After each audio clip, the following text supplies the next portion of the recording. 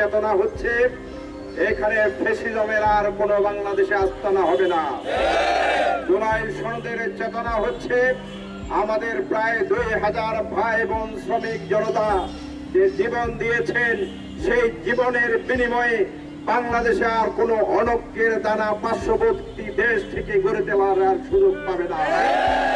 এখানে ব্যবসায়ীরা স্বাধীনভাবে ব্যবসা করবে, কেউ তাদের ব্যবসা বাণিজ্য দখল করবে না।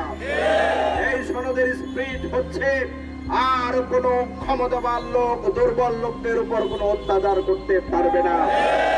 পিকেকের সাথে আমরা বলেছি, এখানে যারা ছাত্র হত্যার সাথে জড়িত, মানুষের জানমাল নিরাপত্তা দিতে যারা বিভিন্ন সময় ব্যর্থ হয়েছেন, অবহেলার কারণে তাদেরকে বিচারের আওতায় এনে সুষ্ঠু বিচারের মাধ্যমে জাতির কাছে আগামী দিনে একটি প্রমাণপত্র রাখতে হবে।